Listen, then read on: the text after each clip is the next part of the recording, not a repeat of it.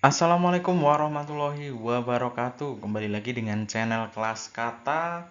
Di video ini akan saya bahas beberapa kisi-kisi SKB CPNS Formasi Guru Ahli Pertama. Ini merupakan episode kelima lanjutan dari 4 episode sebelumnya. Bagi teman-teman yang baru berkunjung ke channel Kelas Kata dan menonton video ini, masih ada beberapa video lainnya. Silahkan teman-teman search untuk menonton 4 video yang sudah berlalu. Dan ini adalah video ke-5 untuk materi SKB CPNS Guru Ahli Pertama. Nah, di episode kelima ini saya akan bedah 3 kisi-kisi.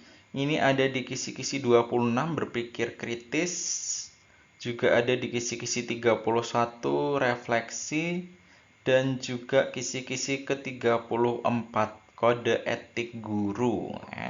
Bagaimana pembahasan materi dan juga soal ketiga kisi-kisi ini? Mari kita simak. Kisi-kisi ke-31 ini cukup simpel, refleksi. Katanya sih yang simpel. Bu Noah, guru kelas 2 SD, baru saja selesai mengajar materi Pancasila. Beberapa hari kemudian, Bu Nova menganalisis hasil kuis siswa. Dari hasil analisis tersebut, Bu Nova menemukan sebagian besar siswa yang kesulitan memahami makna dari lambang Pancasila. Berdasarkan temuan ini, tindakan yang paling tepat dilakukan oleh Bu Noah adalah ini juga bisa diartikan refleksi atau materi remedial atau pengayaan sih. Tetapi ini apa sih yang harus dilakukan ketika menemukan kendala di mana sebagian besar peserta didik tidak tuntas ya, artinya ini ya, kesulitan. A. Memberi tugas tambahan berupa menggambar lambang Pancasila. B. Mengulang materi lambang Pancasila dengan menggunakan metode yang sama. C. Memberi kuis untuk mengukur pemahaman siswa terhadap materi lambang Pancasila. D. Menjelaskan kembali materi lambang Pancasila dengan strategi yang berbeda menggunakan contoh yang lebih relevan dengan kehidupan siswa. E. Melakukan remedial terhadap peserta didik yang memiliki nilai kurang. Oke, kita cek. Remedial nggak mungkin dilakukan. Kenapa? Karena yang tidak berhasil ini adalah sebagian besar. Sebagian besar bisa diartikan lebih dari 50%. Dan ketika ketidaktuntasan di atas 50% nggak bisa namanya remedial atau bahkan pengayaan ya. Memberi tugas tambahan ini sama halnya pengayaan. Jadi A juga jelas-jelas salah. Hal yang harus dilakukan ketika tidak tuntas peserta didik di atas 50% adalah pengulangan. Ya, tinggal yang mengulang mana nih antara B sama D. Kalau B mengulang materi lambang Pancasila dengan metode yang sama, sedangkan D menjelaskan kembali lambang Pancasila dengan strategi yang berbeda. Jelas banget kalau ini adalah yang D. Menjelaskan kembali dengan strategi yang berbeda, entah nanti strateginya dari model, media, sumber belajar, ataupun model ataupun metode pembelajaran yang dibedakan. Yang jelas kalau sama jelas nggak bisa ya, karena kalau tidak tuntas peserta didik lebih dari 50% berarti nggak salah peserta didiknya. Bisa diartikan guru dalam pembelajarannya itu gagal ataupun tidak berhasil, maka harus diulang. Itu ya untuk kisi-kisi refleksi. Coba kita bahas materinya sih. Berbicara tentang refleksi bisa diambil dari dua sisi, dari sisi guru dan juga sisi peserta didik, meskipun ada sisi ketiga yaitu dari sisi orang tua, tetapi yang lebih saya highlight dari sisi guru dan juga dari sisi peserta didik. Bagi guru, refleksi dapat digunakan untuk meningkatkan efektivitas pembelajaran. Jadi pembelajarannya akan lebih efektif jika guru melakukan refleksi.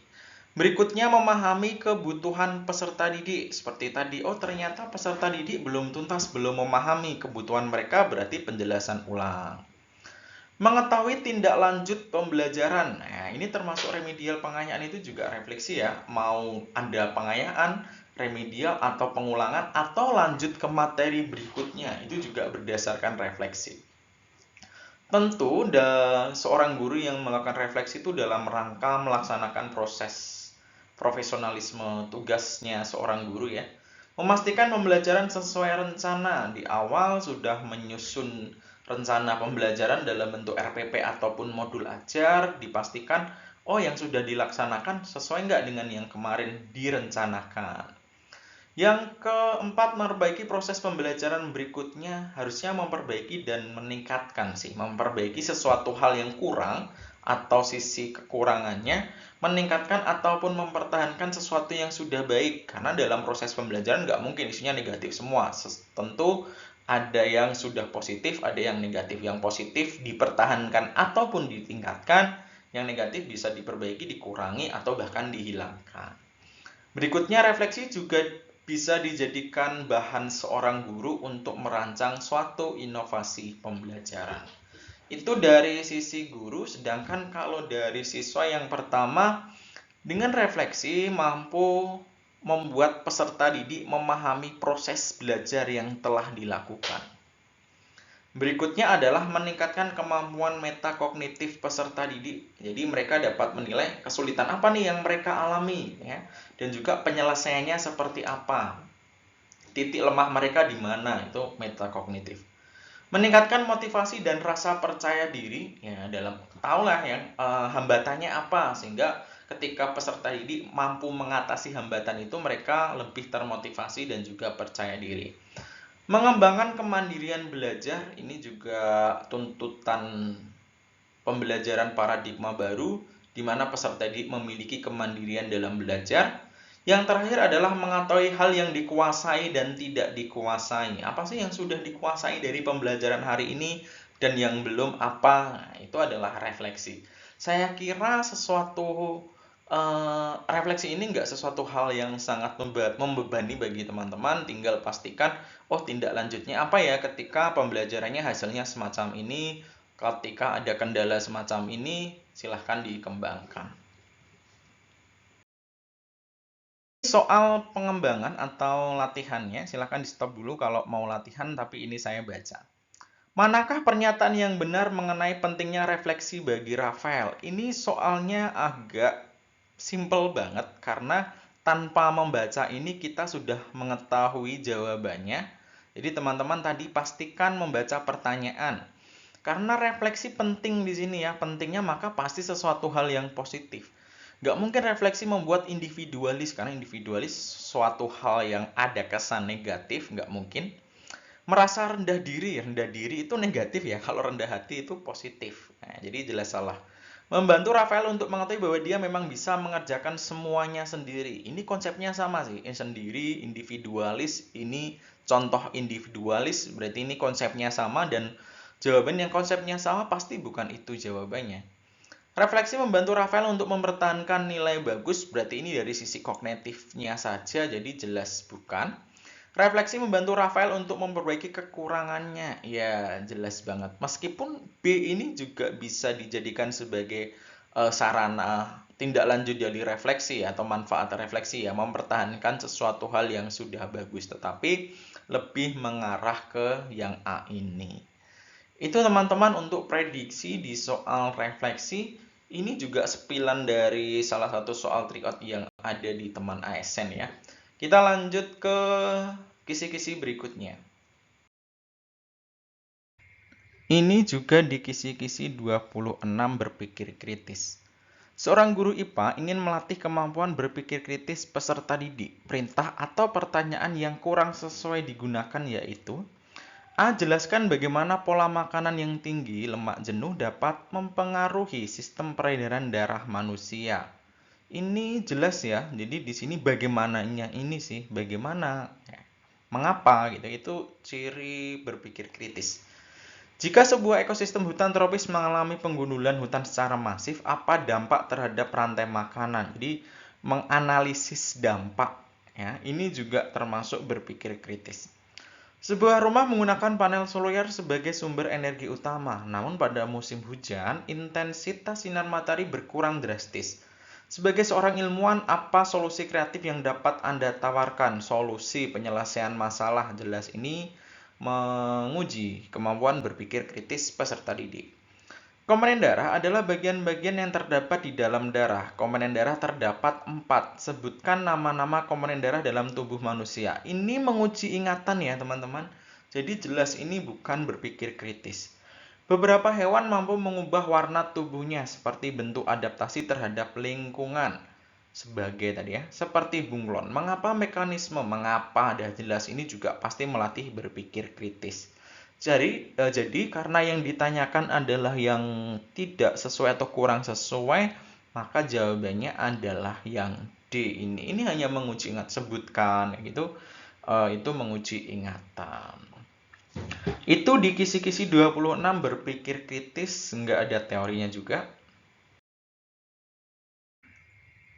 Mohon maaf, numpang iklan lagi, izin cari rezeki nih. Bagi teman-teman yang membutuhkan sarana uji diri, silahkan kunjungi temanSN.com.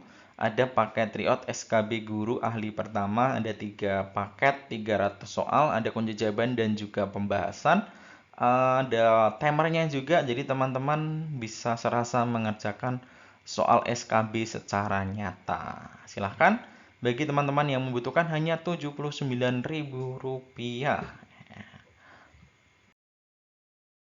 Soal atau kisi-kisi ke-34 ini akan coba saya kutik-kutik terkait dengan kisi-kisi kode etik guru. Referensi soalnya, Pak Dedi adalah seorang guru yang sangat berdedikasi. Pak Dedi berdedikasi, cocok kali nih. Suatu hari, seorang siswa datang kepadanya untuk meminta bantuan dalam menyelesaikan tugas. Pak Dedi memutuskan untuk membantu dengan menjelaskan materi secara lebih mendalam, tetapi ia juga menyadari bahwa siswa tersebut perlu belajar mandiri untuk meningkatkan keterampilan berpikir kritisnya. Berdasarkan kode etik guru, tindakan yang sebaiknya dilakukan A. Menyelesaikan tugas tersebut agar siswa mendapatkan nilai. Ini orientasinya ke nilai ya, bukan proses belajar. Dah jelas salah banget. Mengarahkan siswa ke sumber belajar lain tanpa memberi bantuan. Ini tidak kode etik banget ya. Ada peserta didik yang membutuhkan bantuan, kita tidak memberi. C. Memberi bimbingan dan mendorong siswa untuk menyelesaikan tugas mandiri. Ini ya, memberikan bimbingan dan mendorong peserta didik untuk menyelesaikan tugas mandiri dalam rangka kemandirian dan juga keterampilan berpikir kritis. Ini cocok banget. Dia meminta siswa bertanya kepada teman sekelas agar tidak mengganggu waktu. Wadah, nggak usah dilanjut, pasti salah. Menyuruh siswa untuk menyelesaikan sendiri tugas tersebut agar lebih mandiri, ya artinya nggak mau melakukan pembimbingan sama sekali kan yang E ini. Jadi jelas jawabannya adalah yang memberikan bimbingan. Ini opsi C sesuai dengan kode etik guru, di mana guru harus memberikan bimbingan, ya, pembelajaran, nasihat dan sebagainya, sesuatu hal yang positif kepada peserta didik. Coba kita kupas materinya. Nah, materi kode etik guru saya mulai dari pengertian kode etik guru Indonesia. Ini adalah suatu norma dan asas yang disepakati dan diterima oleh guru-guru Indonesia sebagai pedoman sikap dan perilaku dalam melaksanakan tugas profesi sebagai pendidik, anggota masyarakat, dan warga negara. Ini mohon maaf ya kalau kecil. Berikutnya yang saya highlight dari kode etik guru, jadi ada teman-teman nanti mungkin bisa searching kode etik guru itu dari mulai pembukaan, pengertian, dasar, sampai sanksi dan sebagainya itu ada dalam bentuk PDF. Ketik aja di Google, nanti insya Allah banyak muncul di situ, tinggal unduh saja. Ini saya bahas yang saya kira teman-teman membutuhkan yang lebih esensial yang dibutuhkan mana. Sumber kode etik guru itu dari agama dan Pancasila. Nilai kompetensi pedagogik, kompetensi kepribadian, kompetensi sosial, dan kompetensi profesional. Ini ya, 4 kompetensi guru itu ada 4: pedagogik, kepribadian, sosial, dan profesional. Yang ketiga, nilai jati diri, harkat, dan martabat manusia yang meliputi perkembangan kesehatan jasmani, emosional, intelektual, sosial, dan spiritual. Harusnya perkembangan pendapatan mungkin ya. Lagi ramai juga bahas kenaikan gaji guru nih ya. Banyak pro kontranya. Berikutnya adalah hubungan guru dengan ini. Hal yang paling saya highlight dari kode etik guru selain sumber ini adalah hubungan guru dengan. Jadi di dalam PDF yang berisi kode etik guru nanti juga ada 9 kode etik guru. Ini juga bisa saya masukkan ke dalam sini, di mana dalam menjalankan profesinya sebagai anggota masyarakat, sebagai pendidik dan warga negara, itu guru berinteraksi. Bagaimana sih berinteraksi dengan peserta didik? Bagaimana berinteraksi dengan wali murid? Bagaimana berinteraksi dengan masyarakat? Bagaimana berinteraksi dengan sekolah dan juga rekan sejawat? Bagaimana sikap dia dalam profesinya, bagaimana sikap seorang guru terhadap organisasinya, dan juga sikap guru sebagai pelayan, sebagai bagian dari pemerintah ya, penerjemah dan pelaksana kurikulum. Berikutnya ada kode etik guru. Guru berbakti membimbing peserta didik nih, soal sebelumnya tadi ya, membimbing peserta didik dalam untuk membentuk manusia Indonesia seutuhnya yang berjiwa Pancasila. Guru memiliki dan melaksanakan kejujuran profesional. Nih, profesional muaranya tadi. Guru berusaha memperoleh informasi tentang peserta didik sebagai bahan melakukan bimbingan. Ini juga peserta didik ya. Guru menciptakan suasana sekolah sebaik-baiknya menunjang hasil belajar. Guru memelihara hubungan baik dengan orang tua, masyarakat, dan membina peran serta rasa tanggung jawab bersama terhadap pendidikan. Guru secara pribadi dan bersama-sama mengembangkan dan meningkatkan mutu dan martabat profesinya, ya. Guru memelihara hubungan seprofesi, semangat kekeluargaan dan setiakawanan sosial. Ini sama rekan sejawat.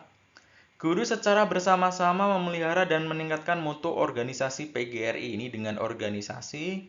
Guru melaksanakan segala kebijakan karena guru itu bagian dari pemerintah, pelayan masyarakat. Ini yang poin ke-9. Nah, hubungan guru dengan peserta didik, wali murid, masyarakat, dan sebagainya ini ada detail contoh-contoh tindakannya, ada di PDF-nya, search aja kode etik guru. Di situ mungkin teman-teman akan menemukan. Nah, ini soal latihan ataupun pendalamannya bisa di-stop dulu, coba teman-teman kerjakan jawabannya apa nih ya. Bu Rati seorang guru SD, ia memberikan tugas tambahan kepada siswa menurutnya kurang pandai. Ia merasa siswa tersebut perlu mendapatkan perhatian lebih agar bisa mengejar ketertinggalan mereka. Namun, beberapa siswa merasa terbebani dengan tugas tambahan tersebut dan mengeluh kepada orang tua mereka. Perilaku Bu Rati ternyata melanggar kode etik guru. Mengapa? A. Guru harus menciptakan suasana belajar dan menyenangkan dan tidak membosankan. B. Guru memberikan perlakuan adil kepada semua siswa. C. Guru menjaga hubungan baik dengan orang tua. Enggak ini ya, ini malah anaknya yang curhat ke orang tua. Guru harus memiliki komitmen yang tinggi terhadap profesinya. Ini juga enggak terlalu jauh kalau dikaitkan dengan profesi. Guru harus terus mengembangkan potensinya. Ini juga enggak karena berkaitan dengan peserta didik. Jadi jawabannya antara A ataupun B.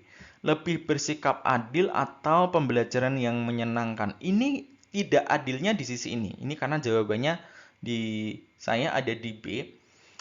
Peserta didik gurunya Bu Ratih hanya memberikan perhatian lebih pada peserta didik yang kurang pandai saja dan tugasnya hanya diberikan kepada mereka. Sebagai seorang guru bersikap adil artinya gini, baik yang pencapaian kognitif tinggi, rendah, ataupun sedang tetap diberi perhatian. Jadi dapat tugas semua, tugasnya mungkin beda levelnya. Kalau ini kan yang kurang pandai dikasih tugas yang banyak gitu, maksudnya seperti itu kan tambahan tugas, sedangkan yang sudah menguasai tidak, itu tentu menimbulkan kecemburuan terhadap peserta didik, sehingga harusnya adil, semua diberi tugas meskipun nanti teman-teman bisa mendiferensiasikan tugas yang diberikan kepada peserta didik berdasarkan kemampuan kognitif ataupun psikomotoriknya.